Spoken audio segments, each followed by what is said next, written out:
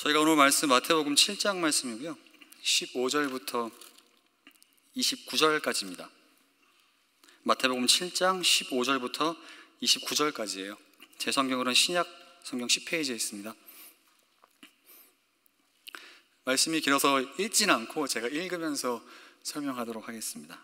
15절에 이렇게 이야기하죠. 거짓 선지자들을 삼가라.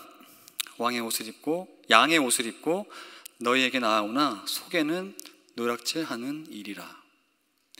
이 15절 말씀이 저희들에게 현실을 알려줍니다. 어떤 현실이죠? 우리 가운데 우리가 이렇게 교회로 모여있고 예수님을 믿는다고 모여있어도 거짓 선지자가 있고 양의 옷을 입는 이리가 있다는 거예요. 다시 이야기하면 예수님을 믿는다고 모인 사람들 가운데서 예수님을 믿지 않는 사람들이 있다라고 오늘 말씀이 이야기하죠.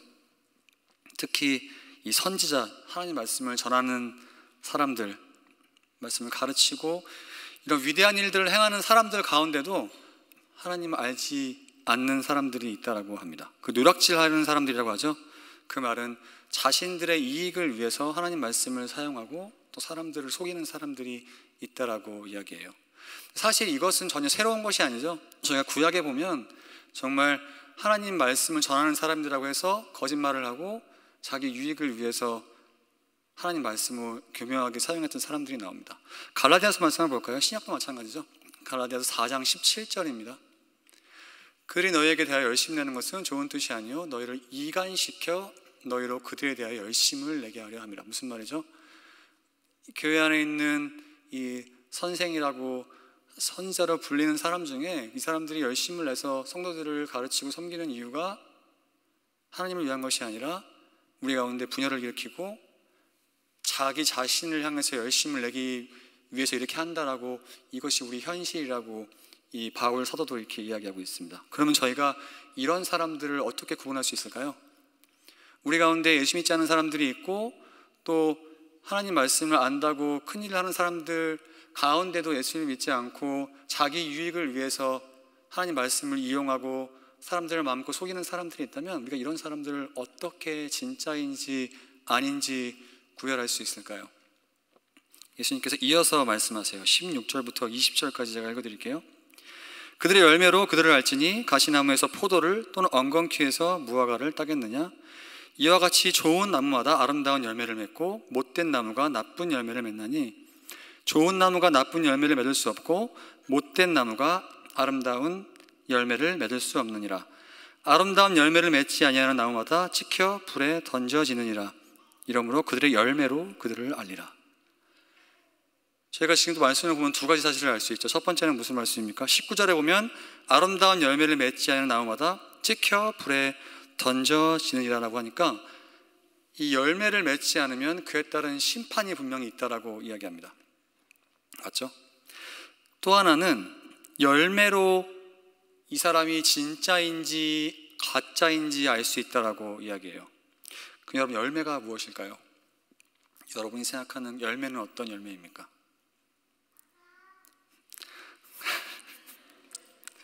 저희가 고린도전서 12장을 한번 볼게요. 12장 4절부터 한번 보겠습니다. 제가 읽어드릴게요. 여러분 잘 들어보세요. 은사는 여러 가지나 성령은 같고 직분은 여러 가지나 주는 같으며 또 사역은 여러 가지나 모든 것을 모든 사람 가운데서 이루시는 하나님은 같으니 각 사람에게 성령을 나타내심은 유익하게 하려 하심이라. 여기서부터 나오는 여러분 그 성령의 은사를 잘 보십시오. 우리가 보통 성령의 열매라고 하면 이런 것들을 성령의 열매라고 하는데 이것이 성령의 열매인지 아닌지 보겠습니다. 어떤 사람에게는 성령으로 말미암아 지혜의 말씀을 잘 아는 지식을 얘기하는 거죠. 어떤 사람에게는 같은 성령을 따라 지식의 말씀을, 똑같은 거예요. 다른 사람이 같은 성령으로 믿음을, 어떤 사람에게는 한 성령으로 병 고치는 은사를, 어떤 사람에게는 능력 행함을, 어떤 사람에게는 예언함을, 어떤 사람에게는 영들 분별함을, 다른 사람에게는 각종 방언 말함을, 어떤 사람에게는 방언들 통역함을 지나니 이 모든 일은 같은 한 성령이 행하사 그의 뜻대로 각 사람에게 나누어 주시는 것이니라. 무슨 말씀입니까? 우리는 이런 것들을 열매라고 생각해요. 누가 방언을 하고 기도를 많이 하고 병 고치는 은사가 있고 성경을 많이 알고 이런 행위들이 나타나면 우리는 이것들이 성령의 열매라고 생각합니다. 이 사람은 성령의 열매가 있다라고 생각해요. 근데 맞습니까, 여러분? 예수님께서 이야기하시는 성령의 열매가 정말 이런 것일까요? 열매로 그들을 알리라고 하신 것이 이런 것일까요? 다시 이야기하면 우리가 기도를 오래 하고 말씀을 많이 알고 방언 기도를 하고 병 고치는 은사가 있고 환상을 보고 이런 일들이 우리 가운데 일어나면 우리 가운데 성령의 열매가 있는 것입니까? 21절에 이렇게 이야기해요. 나더러 주여 주여 하는 자마다 다 천국에 들어갈 것이 아니요 다만 하늘에 계신 내 아버지의 뜻대로 행하는 자라야 들어가리라. 헬라어로 누구를 두 번 부른다는 표현은 굉장히 감정적인 것을 이야기합니다. 여기 지금 주여 주여 하는 자마다 천국에 들어가는 것이 아니라라고 말씀하시죠. 그럼 무슨 말씀입니까? 우리가 신앙생활하면서 예배에서 기도할 때 느끼는 감정들이 있죠. 우리가 정말 어쩔 때는 너무 기쁠 때도 있고 눈물을 흘릴 때도 있고 막 이 전율이 올 때도 있어요. 여러분 맞지 않습니까? 그런데 그렇게만 하는 것은 열매가 아니라고 아무 의미가 없다라고 말씀하세요. 우리가 찬양할 때 손 들고 찬양하고 하지 않습니까? 기뻐 뛰기도 하죠. 그렇게만 하는 것은 열매가 아니라고 말씀하십니다. 뭐라고 말씀하시죠? 하늘에 계신 내 아버지의 뜻대로 행하는 자라야 들어간다라고 말씀하세요. 무슨 말씀입니까? 우리가 아무리 감정을 느끼고 정말 기도할 때 눈물을 흘리고 감동하고 이렇게 해도 거기서만 끝나면 그 이후에 하나님 뜻대로 행하지 않으면 이것은 아무 의미가 없다라고 말씀하십니다. 여러분 그게 얼마나 무서운 말일까요? 우리가 보통 어떻게 생각해요? 사람은 감정의 동물이잖아요. 내가 기도하다가 눈물이 나고 찬양하다가 손을 들고 감동하고 이렇게 되면 우리 마음에 자연스럽게 하나님께서 나와 함께 하시는구나, 오늘 은혜 받았구나, 내 믿음이 자랐구나, 내가 성령을 체험했구나, 성령의 열매가 있구나라고 생각하기 쉬워요. 그런데 뭐라고 말씀하시는 거죠? 거기서 끝나면 그것이 아무 의미가 없다라고 말씀하십니다. 이것이 하나님의 뜻대로 행하지 않으면 아무 의미가 없다라고 말씀하세요. 얼마나 무서운 말일까요? 우리가 얼마나 감정에 속기 쉽습니까, 여러분? 밤새 부르짖고 기도하고 콧물을 짜도 그것이 행동으로 나타나지 않으면 아무 의미가 없다라고 말씀하신다는 거죠. 계속 이어서 말씀하세요. 그날에 많은 사람이 나더러 이르되 주여 주여 우리가 주의 이름으로 선지자 노릇하며 주의 이름으로 귀신을 쫓아내며 주의 이름으로 많은 권능을 행하지 아니었나이까. 저희가 앞에서 봤던 고린도전서에서 얘기했던 그 목록에 나온 것들이죠. 지식을 알고 방언을 하고 병을 고치고 이런 것들을 해도 뭐예요? 보통 이 마태복음에서 그날이라고 하면 마지막 심판날을 이야기해요. 예수님께서 오셔서 우리를 어떤 사람은 구원받지 못하고 우리 죄를 심판하시는 그 마지막 때를 이야기합니다. 그런데 오늘 말씀에 뭐라고 얘기해요? 그런 일들을, 엄청난 일들을 경험하고 했어도 예수님께서 뭐라고 말씀하세요? 내가 너희를 모른다라고 말씀하신다라는 거죠. 앞에서 저희가 보았던 그런 위대한 일들을 아무리 하고 성경을 많이 알고 특별한 경험을 많이 하고 기도를 몇 시간씩 해도 뜻대로 순종하지 않으면 그것이 아무 의미가 없고 하나님께서 나는 너를 모른다라고 말씀하신다라고 이야기합니다. 그렇다면 우리가 알 수 있는 것이 무엇이에요, 여러분? 우리가 보기에 이렇게 대단한 기적들과 이적들과 눈에 보이는 일들, 겉으로 나타나는 대단한 일들이 그런 일들을 행하는 사람이나 그런 일들을 쫓는 사람이나 예수님을 안 믿을 수도 있다는 거예요. 굉장히 두려운 말씀 아닙니까, 여러분? 또 하나는 뭐예요? 이런 일들을 아무리 행하고 경험하고 쫓아다녀도 오늘 예수님께서 말씀하시는 것처럼 내 아버지 뜻대로 행하지 않으면, 사실 무슨 말씀이죠? 행동으로 말씀에 순종하는 일이 나오지 않으면 그런 것들은 아무 의미도 없고 다 헛것이라고 예수님께서 말씀하십니다. 그럼 또 두려운 게 뭐예요? 예수님 안 믿는 사람도 이런 일을 할 수 있다는 거죠. 거짓말 같으시죠? 마태복음 24장 한번 보겠습니다. 거짓 그리스도들과 거짓 선지자들이 일어나 큰 표적과 기사를 보여 할 수만 있으면 택하신 자들도 미혹하리라. 무슨 말씀이에요? 예수 믿지 않는 사람도 우리가 볼 때 기적과 이적을 행할 수 있다는 겁니다. 출애굽기 볼까요? 모세가 아론과 함께 바로 앞에 나아가서 지팡이를 던져 뱀으로 변하게 하죠. 그때 바로도 현인들과 마술사들을 부르매 그 애굽 요술사들도 그들의 요술로 그와 같이 행하되. 무슨 말이에요? 모세와 아론도 행했던 그 기적을 바로와 옆에 있던 마술사들도 할 수 있었다라고 출애굽기가 명확하게 이야기하고 있어요. 무슨 말입니까? 우리가 생각하는 성령의 열매 같은 그런 기적들, 환상들, 이적들은 예수 믿지 않는 사람도 할 수 있다는 거예요. 사무엘상 19장 보겠습니다. 사울이에요. 그가 또 그의 옷을 벗고 사무엘 앞에서 애언을 하며 하루 밤낮을 벗은 몸으로 누웠더라. 그러므로 속담에 이르기를 사울도 선지자 중에 있느냐 하니라. 무슨 말입니까? 하나님 앞에 그렇게 어긋났던 사울도 그 선지자 무리에 갖다 놨더니 예언했다라는 거예요. 무슨 말이죠? 방금 이야기했듯이 하나님을 믿지 않아도 엉뚱한 길에 있어도 이런 일들은 일어날 수 있고 할 수 있다라는 이야기입니다.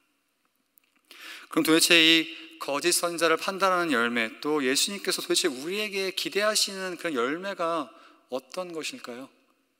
지금까지 보면 더 이상 이런 기적과 이적 이런 수준으로 예수님께서 우리에게 기대하시는 것도 아니고 이런 것들이 우리가 쫓아야 될 열매가 아님을 명확하게 알았죠. 계속 한번 보겠습니다. 24절이에요. 그러므로 누구든지 나의 이 말을 듣고 행하는 자는 그 집을 반석 위에 지은 지혜로운 사람 같으니라. 비가 내리고 창수가 나고 바람이 불어 그 집에 부딪히되 무너지지 아니하나니 이는 주추를 반석 위에 놓은 까닭이요 나의 이 말을 듣고 행하지 아니하는 자는 그 집을 모래 위에 지은 어리석은 사람 같으리니 비가 내리고 창수가 나고 바람이 불어 그 집에 부딪힘에 그 무너짐이 심하니라. 무슨 말씀입니까? 예수님께서 기대하시는 열매, 우리가 이 사람이 정말 하나님의 사람인지 아닌지 판단하는 기준은 이 사람이 하는 일, 이 사람이 행하는 기적, 이적, 이 사람이 하나님 말씀을 얼마나 알고 있나가 아니라 이 사람이 하나님 말씀에 얼마나 순종하는지를 보고 판단해야 한다는 것입니다. 그러면 저희가 오늘 말씀을 어떻게 적용을 할 수가 있을까요? 우리가 얼마나 기적과 이적을 행하는 사람들을 쫓아다니다가 우리 신앙생활을 끝내는 경우가 많은지 몰라요. 오늘 말씀을 보면 그런 것들은 열매가 없으면 아무것도 아니라고 말씀하죠. 그렇다면 여러분, 적어도 우리가 더 이상 사람을 쫓아다니면서 신앙생활을 하는 것을 멈출 필요가 있습니다. 이 사람이 영빨이 있다더라, 이 사람이 은사가 많다더라, 이 사람이 성경을 많이 안다더라, 이 사람이 기도를 많이 한다던데, 이런 것들을 보고 우리가 신앙생활을 낭비할 필요가 더 이상 없다는 거예요. 예수님께서 뭐라고 하십니까? 열매로 그들을 알지라고 하셨잖아요. 또 하나는 무엇입니까? 우리가 더 이상 이적과 기적을 경험하기 위해서 쫓아다니면서 신앙생활을 할 필요가 없어요. 뭐라고 말씀하십니까? 예수님께서 나의 이 말을 듣고 행하는 자는 그 집을 반석 위에 지은 지혜로운 사람 같다라고 이야기하죠. 예수님께서 우리에게 기대하신 열매는 그럼 무엇입니까, 여러분? 우리가 더 이상 그런 기적과 이적을 기대할 필요가, 너무 그것들을 따라다닐 필요가 없다는 거예요. 히브리서 13장 7절 한번 볼까요? 제가 읽어드리겠습니다. 하나님의 말씀을 너에게 일러주고 너희를 인도하는 자들을 생각하며 그들의 행실의 결말을 주의하여 보고 그들의 믿음을 본받으라. 무슨 말입니까? 그들의 이적을 보고 본받으라고 말씀하지 않아요. 그들의 결말을 주의하여 보고 믿음을 본받으라고 말씀하십니다. 무슨 말이에요? 우리가 이 사람이 죽고 어떻게 인생을 살았고 어떻게 하나님 말씀 순종했는지까지 기다려보고 평가해야 한다는 것입니다. 그러면 우리가 이 사람이 이런 기적이 있고 이 사람이 이런 것을 안 해 하고 쫓아낼 필요가 있습니까? 없습니까? 이어지는 말씀이 8절에 이렇게 얘기해요. 예수 그리스도는 어제나 오늘이나 영원토록 동일하시니라. 무슨 말씀입니까? 사람은 이런 위대한 일을 행하다가 결말이 실패할 수 있지만 예수님은 어제나 오늘이나 같다라고 말씀하세요. 그럼 우리가 쫓아다니고 본받으려고 노력해야 되는 사람은 누굴까요? 예수님이라는 아주 좋은 모범이 있죠. 그런데 많은 사람들이 이런 예수님을 쫓는 것이 아니라 엉뚱하게 사람과 이정만 쫓다가 인생을 낭비하게 됩니다. 우리가 그럴 필요가 없다는 거죠. 또 하나는, 그러면 우리 자신의 신앙을 돌아볼 때 과연 오늘 말씀이 이야기하는 열매가 우리 가운데 있는지 우리가 스스로에게 지금 물어볼 필요가 있어요. 우리가 착각하는 오해들이 있죠. 우리가 생각할 때 우리는 우리의 삶과 신앙을 되게 분할해서 생각하기 쉽습니다. 예를 들면 우리의 마음과 감정과 행동을 이렇게 잘게 쪼개서 내가 행동과 감정은 이렇지 않지만 내가 그래도 하나님을 알지, 하나님 아는 지식이 있지, 그러니까 나는 믿음이 있어. 아니면 어때요? 하나님 말씀을 보지도 않고 알려고도 하지 않고 행동을 하지 않는데 우리가 예배 때 앉아서 막 기쁘게 찬양하고 감동이 오면 그래도 나는 감동은 있으니까 믿음이 있겠지. 또 어떻습니까? 마음에 기쁨도 없고 하나님을 알려고 하지 않지만 어떻게든 열심히는 해요. 그렇게 해서 나는 믿음이 있지라고 착각하고 난 열매가 있지라고 생각하면서 우리의 마음과 생각과 행동을 분할시켜서 신앙을 이해할 때가 많이 있습니다. 그런데 하나님이 생각하실 때 우리 믿음이 과연 그런 것일까요? 신명기 6장 5절 한번 보겠습니다. 신명기 6장 5절에 이렇게 얘기해요. 너희는 마음과 뜻과 힘을 다해서 나를, 하나님을 사랑하라고 이야기해요. 너의 감정을 다해 사랑해라. 감정만 다해 사랑해. 너의 마음만 다해 사랑해. 하나님은 그렇게 신앙을 규정하지 않으세요. 우리의 지식과 감정과 행동이 다 같이 가야 한다라고 말씀하십니다. 하나만 하나님 앞에 잘 가면 된다라고 말씀하시지 않아요. 그런데 우리는 어떠냐라는 거죠. 우리가 신앙생활 하다 보면 정말 삶에 놀라운 일들이 일어날 때가 많이 있죠. 그러면 우리는 정말 나 스스로 괜찮다라고 생각합니다. 기도가 오래되고 오늘 말씀처럼 주여 주여 하고 많은 이적들이 우리 삶에 나타날 때가 있어요. 지식이 높아질 때가 많이 있습니다. 그러면 우리는 어떻게 생각해요? 나는 내 신앙이 성장하고 있나 보다. 나는 좀 괜찮은 사람이겠지? 하나님 보시기에 내 신앙은 좀 괜찮다라고 생각할 때가 많이 있습니다. 그런데 오늘 말씀은 그것이 아니라라고 계속 이야기하고 있어요. 여러분, 지금까지 저희가 마태복음 5장을 보면서 5장부터 7장 마지막까지 보면서 예수님께서 우리에게 원하신 것이 무엇이었습니까, 여러분? 예수님께서 우리에게 방언을 하라고 하시던가요? 예수님께서 우리에게 병 고치라고 하십니까? 우리의 기도 오래 하라고 하셨습니까, 여러분? 이방인들처럼 중언부언 하지 말라고 하셨죠? 무엇을 위해 기도할지 알려주셨죠? 예수님께서 이렇게 알려주신 것들이 있는데 우리는 엉뚱한 것을 계속 원한다라는 거죠. 예수님께서는 지금 계속 우리의 마음을 들여다보시고 우리의 행동을 들여다보시고 우리의 인격을 들여다보시는데 우리는 계속 엉뚱한 것을 바라보면서 그런 것들이 성령의 열매라고 생각하면서 쫓아다닌다는 거죠. 그래서 어때요? 하나님을 더 알고 싶은 지식은 쫓아가고 싶고 하나님을 경험하는 신비한 체험을 하고 싶고 기적들과 이적은 보고 싶은데 예수님께서 말씀하신 것처럼 우리의 삶을 변화시키고 인격을 변화시키고 마음을 변화시키는 것에는 아무런 관심이 없습니다. 그런데 예수님께서는 이런 것이 우리가 쫓아야 될 열매라고 계속 말씀하세요. 그래서 어때요? 교회에서 우리가 사역은 일들은 많이 하고 성경 공부는 많이 하는데 기도는 많이 하는데 삶의 변화가 없고 인격의 변화가 없고 행동의 변화가 없고 생각의 변화가 없습니다. 근데 이런 게 오늘 말씀에서 이야기한 거짓 선지자 같은 거 아닙니까, 여러분? 복음서를 보다 보면 굉장히 재밌는 게 있어요, 여러분. 복음서를 보다 보면 이렇게 예수님께 말씀을 배우고 예수님의 기적과 이적을 많이 경험한 사람들이 예수님을 다 따랐을까요, 여러분? 예수님을 따르지 않았습니다. 28절 볼까요? 28절에 굉장히 재밌어요. 저희가 생각할 때 어떻습니까, 여러분? 이런 예수님의 말씀을 들으면 어떤 반응이 일어날 것 같아요? 이 사람들이 예수님을 믿었더라. 이 사람들이 예수님 믿기를 결심하고 행동이 변했더라라고 할 것 같은데 28절에 이렇게 이야기합니다. 예수께서 이 말씀을 마치심에 무리들이 그의 가르침에 놀라니 이는 그 가르치시는 것이 권위 있는 자 같고 그들의 서기관들과 같이 아니함이로라. 놀랐어요. 놀라고 끝입니다. 왜냐하면 8장에 보면 아주 재밌는 것들이 많이 있어요. 8장 1절에 예수께서 산에 내려오시니 수많은 무리가 따랐다라고 이야기합니다. 그러니까 예수님께서 가시면서 많은 사람이 따라다닌 거예요. 이런 사람들이 기적과 이적을 보았습니다. 그런데 8장 27절에 보겠습니다. 지금 이 배에 올랐을 때 제자들이 함께 갔고 풍랑이 일었을 때 예수님께서 바다에게 잠잠하라고 해서 바다 잠잠한 거예요. 저희가 생각할 때 예수님의 기적과 이적을 봤다면 예수님이 어떤 사람인지 다 알았을 것 같아요. 그런데 보겠습니다. 그 사람들이 제자들이에요. 놀랍게 여겨 이르되 이가 어떠한 사람에게 바람과 바다도 순종하는가 하더라. 이 얼마나 바보 같고 멍청한 일입니까?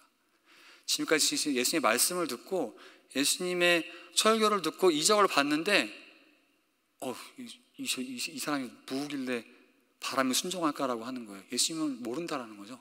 이렇게 이적과 말씀을 들어도 모른다라는 거예요. 또 볼까요? 34절에 보면 예수님께서 이 귀신을 내어 쫓으세요. 그럼 저희가 볼 때 이 이적을 경험하면 어떻게 할 것 같아요? 예수님이 여기 있구나, 하나님의 사람이 여기 있구나 하고 그 사람들이 삶이 변화되고 믿을 것 같죠? 이 사람들의 반응이 이렇습니다. 온 시내가 예수를 만나려고 나가서 보고 그 지방에서 떠나기를 간구하니라. 이게 상상이 되십니까, 여러분? 이게 매치가 잘 되세요? 어떻게 이런 반응이 나올 수가 있었을까요? 그런데 우리도 이런 모습이 없냐라는 거죠. 잠깐 한때 감정에 속아서 좋았다, 감동이 있었네, 이렇게 하고 돌아서서 아무것도 순종하지 않아요. 하나님 말씀 알았다, 이렇게 말씀하시네, 돌아서면 아무것도 변하지 않습니다. 그런 것에 우리 삶의 열매가 과연 있냐라는 거죠. 근데 여러분 생각해 보십시오. 근데 이게 굉장히 우리의 신앙의 모순적이에요. 여러분, 어떤 것이 가장 큰 기적입니까? 여러분 생각하시기에 어떤 것이 가장 큰 기적이고 이적 같으세요? 죽은 사람이 살아나고 병 고침 받고 방언하고 막 신유의 은사를 보고 환상하고 보고 이런 것들이 여러분 생각할 때 가장 큰 기적 같습니까, 여러분? 그런데 복음서를 보다 보면 어떤 것이 제일 큰 기적이냐면 예수님을 믿지 않는 사람들이 예수님을 믿고 이들의 삶이 변화되고 인격이 변화되는 것이 가장 큰 기적 아닙니까?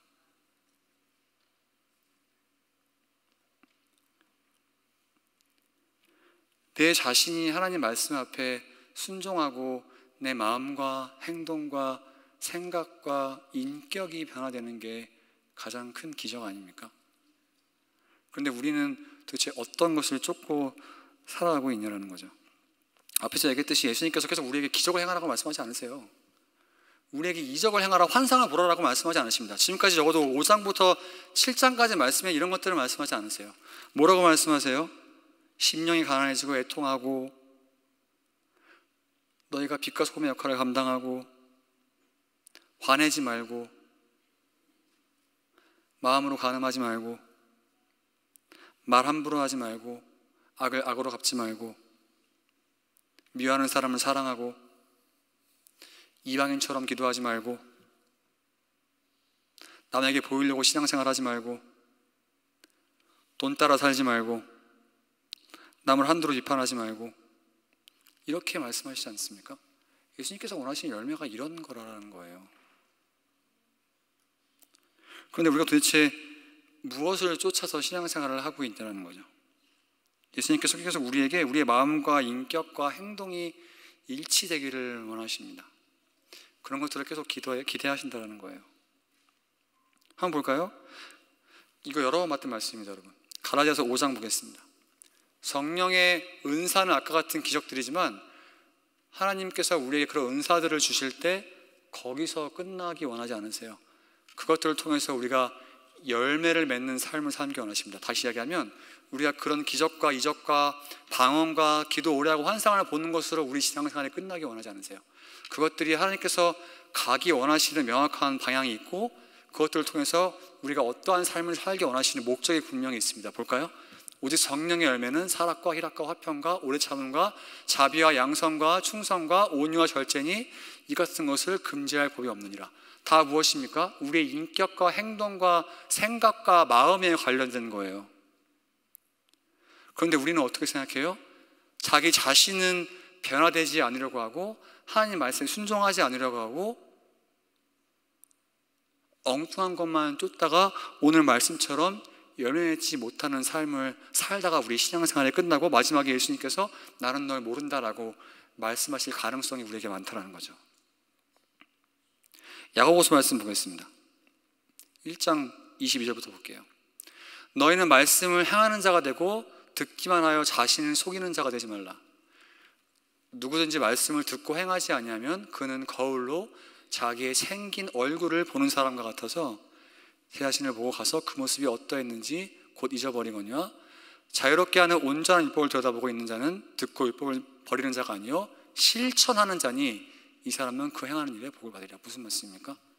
하나님 말씀 알았습니다 하고 행하지 않으면 아무 의미가 없다라고 똑같이 야고보가 이야기하고 있죠. 저희가 잘 아는 사랑장 고린도전서 13장도 어떻습니까? 예언도 패하고 방언도 패하고 다 패하는데 그런 것들은 어린아이의 일이고 사도 바울은 뭘 쫓는다 그래요? 믿음, 소망, 사랑 중에 제일은 사랑이라. 사랑은 영원할 거라고 이야기해요. 사랑이 우리의 인격에 관련된 거 아닙니까 여러분? 우리의 인품과 성품에 관련된 거 아닙니까? 다른 것들은 다 어린아이의 것과 같다라고 계속 이야기한다는 거죠. 그럼 여러분 어떻습니까? 여러분의 감정적인 그런 경험, 여러분들이 경험했던 성령의 은사들, 여러분이 아는 하나님의 아는 지식들이 어떻게 여러분들을 하나님 말씀에 순종하게 하고 여러분들의 인격을 변화시키고 여러분들의 행동을 변화시킵니까? 다시 이야기하면 여러분들이 기도를 많이 하는 만큼 그 기도가 여러분들에게 어떤 행동의 변화를 촉구하나요? 여러분들이 하나님을 많이 경험한 만큼 신기한 경험들을 많이 한 만큼 여러분의 성품과 인격이 어떻게 변화되었습니까? 여러분들이 하나님을 많이 아는 만큼 그 아는 지식이 여러분 행동 가운데 어떻게 나타나나요? 그런 것들이 없다라면 오늘 말씀에 아무 의미가 없다라고 이야기해요. 우리의 신앙의 연수가 쌓이고 직분이 높아지고 이런저런 사역들을 많이 하고 이렇게 저렇게 하나님에 대해서 많이 알고 듣게 될수록 여러분들이 전에 순종하지 못하던 말씀에 순종하게 되십니까? 그게 없으면 열매가 없는 삶이라고 오늘 말씀에서 명확하게 이야기하고 있어요. 그럼 무슨 말이에요? 우리가 하나님을 경험한 만큼, 하나님을 아는 만큼, 하나님을 믿은 시간이 오래될 만큼 예전에는 순종할 수 없었던 하나님의 말씀을 순종할 수 있게 되고 예전에 변하지 않던 우리의 인격이 변화되고 우리의 성품이 변화되고 우리의 마음이 변화되어야 된다라고 이야기합니다. 그것이 아니면 우리는 아무 열매 맺지 않는 삶이고 그런 신기하고 놀라운 일들을 아무리 경험하고 예수님에 대해서 너무나 많이 알아도 나중에 예수님께서 나는 너를 모른다라고 말씀하신다라는 거예요. 이렇게 이야기하면 여러분 너무 추상적이니까 그러면 오늘 한 주 저희가 어떻게 이 말씀을 실천할 수 있습니까? 저도 마찬가지죠. 저희가 지금까지 마태복음 5장부터 7장까지 긴 예수님의 설교를 긴 시간 동안 보았어요. 저도 이렇게 보다 보니까 내가 이때 무슨 말을 했지라고 까먹더라고요. 그렇다면 여러분 적어도 이번 주는 우리가 이 말씀을 한번 읽어보면서 내가 이 말씀을 들었을 때 이거는 순종 못할 것 같은데 라고 생각했던 말씀이 있다면 이제는 적어도 내가 이제 이 말씀에 순종해야겠다라고 결단해야 되지 않겠습니까? 계속 말씀하죠. 순종 없는 믿음은 아무것도 아니라고 말씀하세요. 우리가 쫓아야 될 것은 엉뚱한 것이 아니라 어떻게 하나님 말씀에 순종해야 되는지를 쫓아야 된다고 말씀하십니다. 마음과 행동과 생각과 이 감정 이런 것들이 다 함께 가야 된다라고 말씀에 순종해야 하는 것으로 가야 한다고 계속 말씀하세요. 그렇다면 여러분, 이번 한 주 여러분 살아가시면서 다시 한번 저희가 봤던 예수님의 설교 지금 하나가 끝난 거잖아요. 마태복음 5장부터 다시 한번 읽어보시고, 내가 이때는 이 말씀을 순종하지 못했을 것 같은데 그 말씀을 한번 순종하기 결단하고 순종해 보시고, 혹시 보시다가 다시 이해가 안 가고 까먹는 것이 있다면 여러분 저에게 물어보셔도 좋습니다. 또 옆에 분들에게 물어보셔도 좋아요. 더 잘 설명해 주실 분이 계실 것 같아요. 그렇게 해서 적어도 예수님의 설교 가운데 저희가 하나라도 순종하시는 그 여러분 되시기를 주님의 이름으로 축원합니다. 기도하겠습니다.